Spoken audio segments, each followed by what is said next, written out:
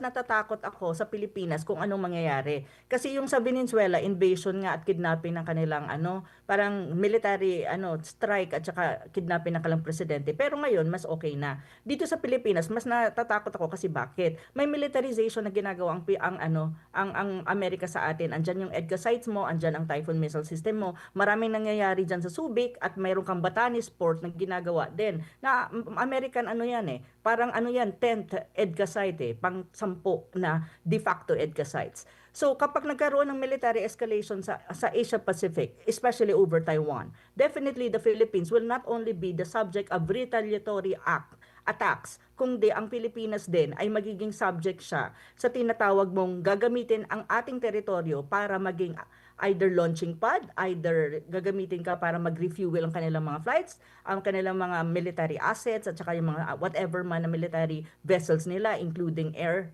and sea. So, ito mas nakamahirap ito kasi pag pag nangyari ito, wala kang tatakbuhan talaga. Ang mga Pilipino walang tatakbuhan kasi archipelago tayo, tubig tayo. So ito yung mas natatakot ako sa intensified militarization na nangyayari sa Pilipinas by the United States.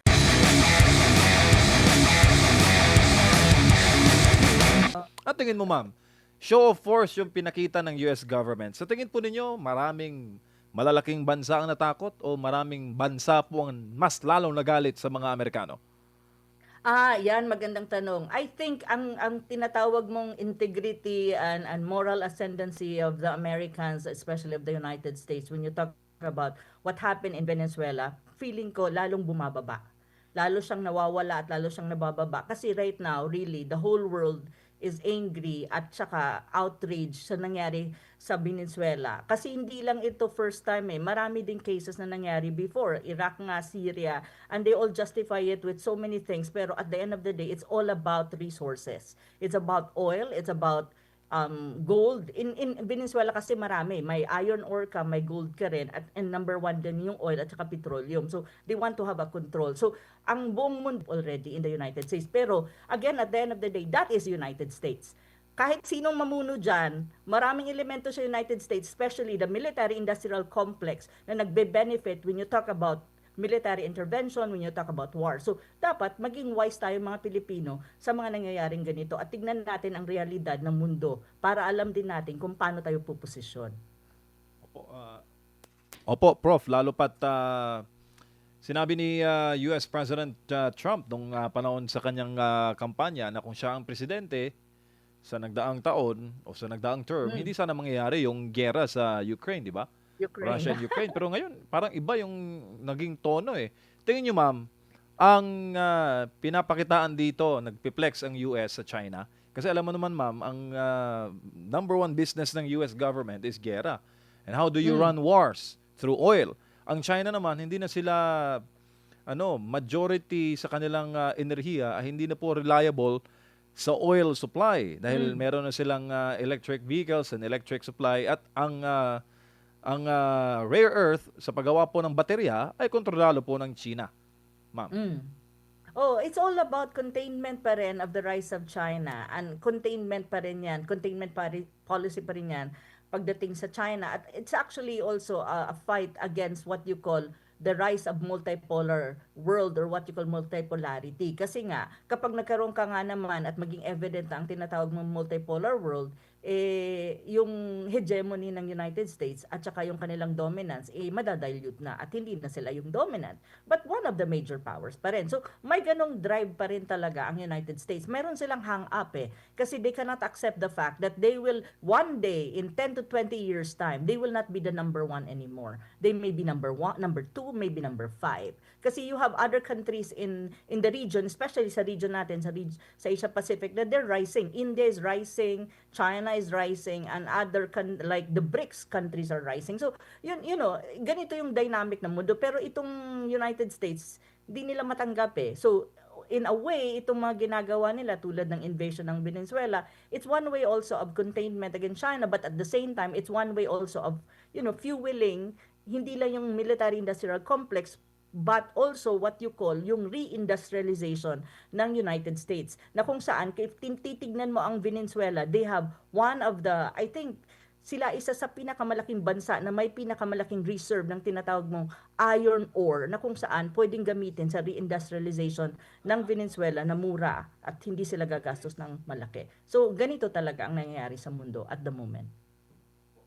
Hello? Opo, hari nawa Prof na magkaroon ng Nag-freeze ba ako? dahil damay talaga. Nag-freeze ba ako? Or, Opo, medyo nagpi-freeze po kayo, Oo, Prof. pero malinaw naman yung audio nyo po, Prof.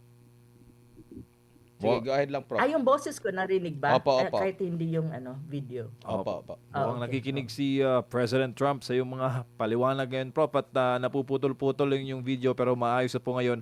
Ma'am, sa tingin po ninyo, itong Marcos Jr. government, kapag patuloy tayo sa pagsipsip dito, too much US embrace, ang mga sasapitin po ma'am ng ibang mga bansa na naunang sinako po o nakatikim ng US military might, matatransfer din po, mamanahin po ng Pilipinas. Tanong po yan ni Philip, nanonood po sa ating live stream sa Nightline News Facebook. Ulit, MJ, hindi ko narinig. Nawala ako, sorry. Opo, ma'am, yung bang too much US embrace daw natin ay oo. magdudulot ng masama at yung sinapit ng Venezuela ba ay maaari daw sapitin natin sa kamay ng mga Amerikano. Si Philip po ay nanonood via Nightline News Facebook sa ating pong Okay. palatuntunan. Magandang tanong ni Philip. Ang sa akin kasi, not necessarily na exactly the same sa nangyari sa Venezuela. Kasi yung Venezuela invasion yun at saka kidnapping na kanilang presidente. Mas natatakot ako sa Pilipinas. Kasi bakit? You have the 9 EDCA sites. Mayroon kang Typhoon missile system. Mayroon kang mga naval na mga project na ginagawang United States dyan sa somewhere in Pampanga. Ano ba yan? Yung dating US bases ng naval forces nila. Sa Batanes, you have the port in Batanes na kung saan pwedeng maging ano yan ng pag nagkaroon ng Taiwan contingency. So mas natatakot sa Pilipinas kapag nagkaroon ng some kind of military escalation sa region natin kasi tayo definitely will be used by the United States against its adversary in the region, and at the same time, in terms of retaliation, unang tatamaan ng Pilipinas. Mas nakakatakot yon actually. Kung Opo. Yes, Prof. Balikan lang natin si Professor Ana Malindog Uy. Pinag-uusapan pa rin po natin ito nga pong issue po no ng paghuli dito kay President Maduro ng Venezuela ng Estados Unidos at saka yung pahayag na sila muna ang magpapatakbo sa bansa no. Marami na po mga bansa including China at iba pang mga malalaking bansa ang kumukondena dito po sa ginawa. Yes po, Prof. sorry hindi ko maintindihan bakit ang internet ko ay naglalag. Oo, okay. Pero ulitin ko lang yung sagot Sige ko po. dun sa tanong ni Philip. Kasi ang sinasabi ko, mas natatakot ako sa Pilipinas kung anong mangyayari. Kasi yung sa Venezuela, invasion nga at kidnapping ng kanilang parang military strike at saka kidnapping ng kanilang presidente. Pero ngayon, mas okay na. Dito sa Pilipinas, mas natatakot ako kasi bakit? May militarization na ginagawa ang Amerika sa atin. Andyan yung EDCA sites mo, andyan ang Typhoon missile system mo. Maraming nangyayari dyan sa Subic at mayroon kang Batanes port na ginagawa din. Na American parang 10th EDCA site pang 10 na de facto EDCA sites. So kapag nagkaroon ng military escalation sa Asia Pacific, especially over Taiwan, definitely the Philippines will not only be the subject of retaliatory attacks, kundi ang Pilipinas din ay magiging subject siya sa tinatawag mong gagamitin ang ating teritoryo para maging either launching pad, either gagamitin ka para mag-refuel ang kanilang mga flights, ang kanilang mga military assets, at saka yung mga whatever man na military vessels nila, including air and sea. So, ito mas nakamahirap ito kasi pag nangyari ito, wala kang tatakbuhan talaga. Ang mga Pilipino walang tatakbuhan. Kasi archipelago tayo, tubig tayo. So ito yung mas natatakot ako sa intensified militarization na nangyayari sa Pilipinas by the United States. Kaya nga, kanina may kadebate ako, sinasabi niya na, let's ask President Trump daw to to damputin din si Marcos Jr. Sabi ko, napaka-naive na ang ganitong perspective. Precisely because if you really look at Marcos Jr. at the moment, he's a puppet of the United States. Hindi yan gagalawin ni Trump precisely because they need a puppet for them to be able to exercise kung anumang mga balak nila dito sa Asia Pacific. Hindi nila magawa ngayon yan dahil Trump needs the China when you talk about economics. Pero they are buying their time. Take note, pag ang United States may project, hindi yan kaagad-agad ini-execute. It's something being planned and orchestrated and for a time before they execute. That is a project. Venezuela has been a project of the United States when you talk about regime change for 20 years or more or less 20 years. Ang mga ganitong mga pangyayari, hindi yan nangyayari just because nangyari siya. May plano yan, may conceptualization yan, may mga execution yan, at may mga step by step na ginagawa yan. So sa akin, to be very honest, I'm very afraid of our country dahil sa massive militarization at massive presence ng US troops and US military assets on our territory. So doon ako mas na kinakabahan. And Opo. I really hope that we should have a recalibration of this. Opo. Recalibration of this, all of these things. May mga panayam din kay US President Donald Trump po, Prof, no? At nabanggit niya sa isang panayam na hindi pala itong Venezuela ang huli nilang mag-i-intervene ng Estados Unidos. Nabanggit, quote and quote, we do need Greenland. Yes. Ang Greenland na meron din silang ano din, sigurot kasi inaako din ng Danish tawag nito, Kingdom.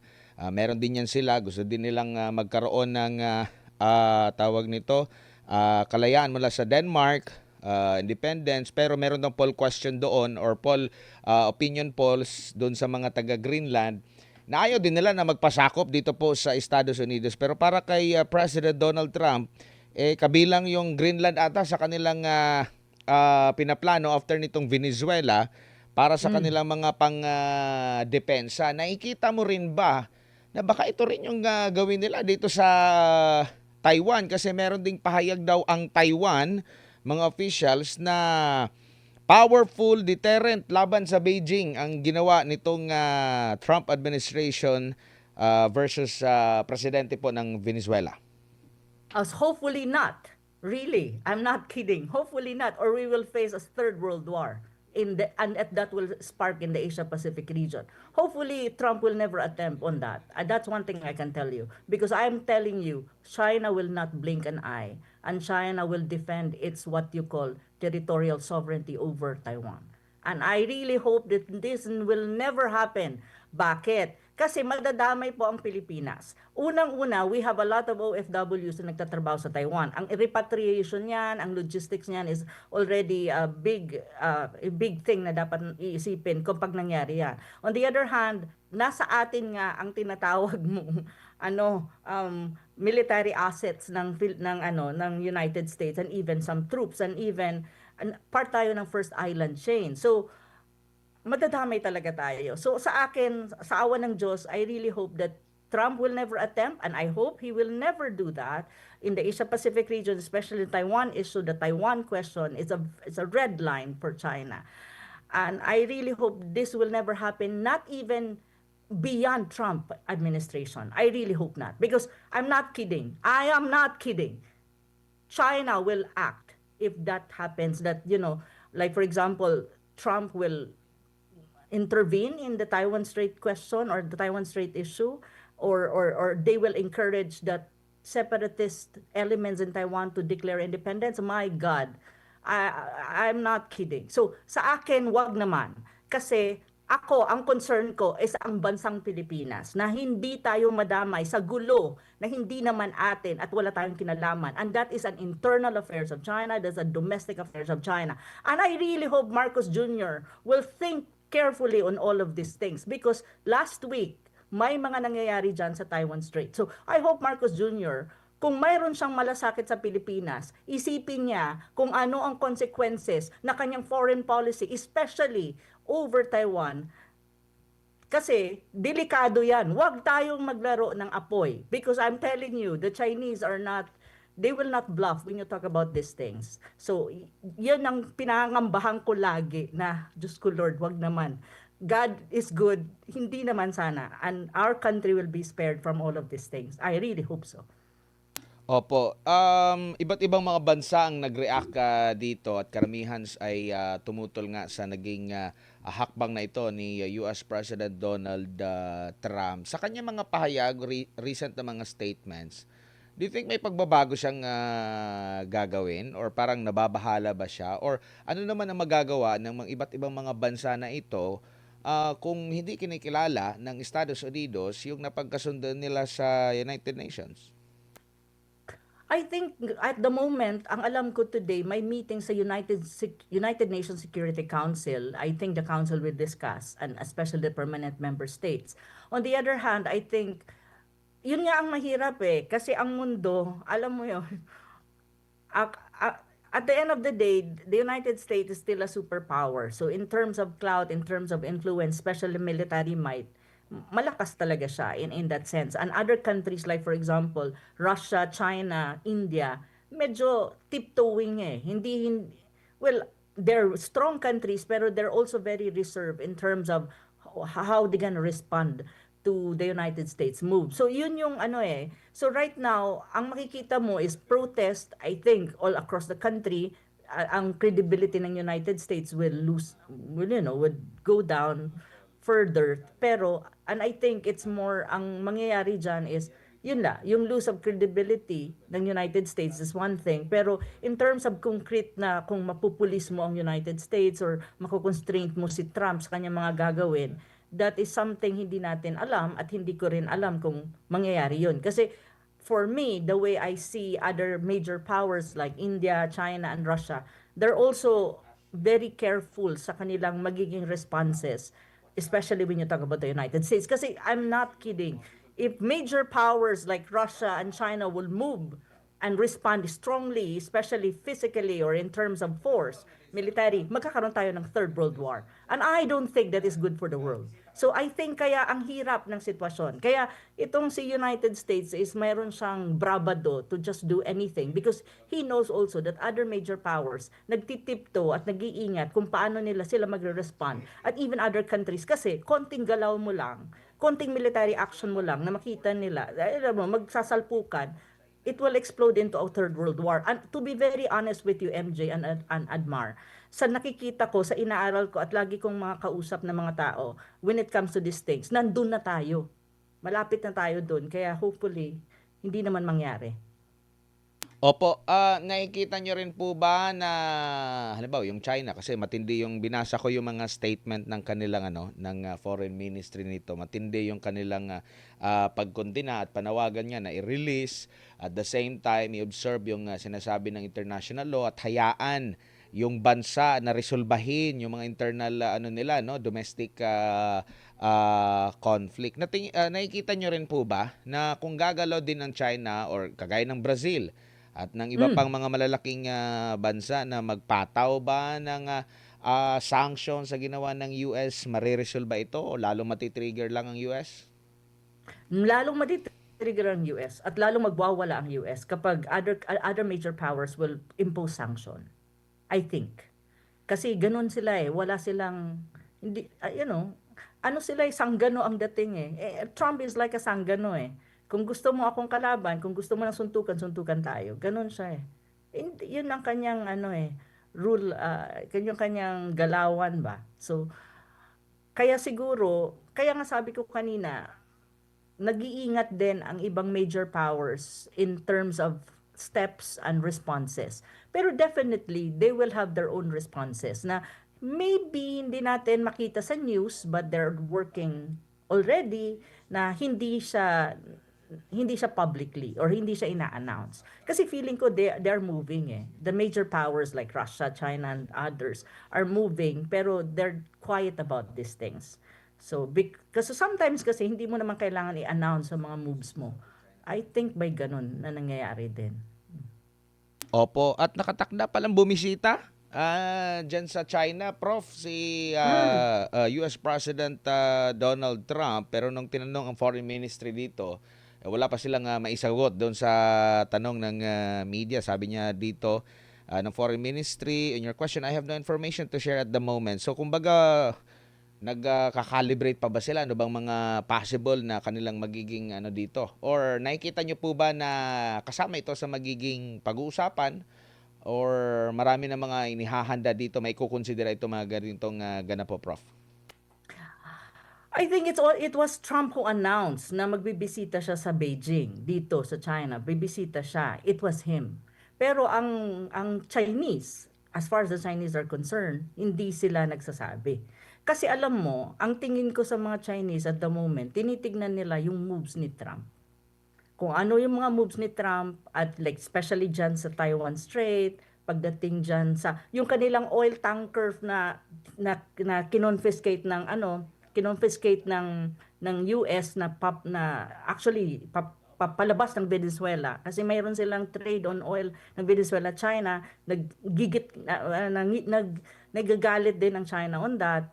Tapos on trade, and there are a lot of issues eh. So feeling ko itong China tinitingnan nila kung okay ba ang kausapin si Trump or wala nang pag-asang kausapin si Trump. So feeling ko ganun ang kanilang wait and see sila eh. So sa mga nangyayari sa mundo na may kinalaman ng United States. So as far as alam ko, as far as the Chinese is concerned, wala silang sinasabi na si Trump ay confirm na magvi-visit sa April. Pero si Trump in-announce na niya na magvi-visit siya sa April. At saka si President Xi Jinping ay pupunta din ng Amerika around November. Pero as far as the Ministry of Foreign Affairs is concerned dito sa China, walang ganon. So feeling ko, hina-hijack ni Trump ang China na, bibisita ako dyan. So, dapat i-announce yun na. Pero itong mga Chinese, tahimik sila. So, parang sabi ko, oh my God. Pero naiintindihan ko yung psyche ng Chinese eh. So, feeling ko, they're wait and see. Lalo na ngayon, na itong nangyari sa Venezuela. So, but if in any case, Trump will visit Beijing or China for that matter, I think, itong mga nangyayari sa mundo will be part of the discussion, especially yung Venezuela issue and especially the Taiwan Strait or the Taiwan question. Kasi concern nila to. Opo. Concern nila talaga.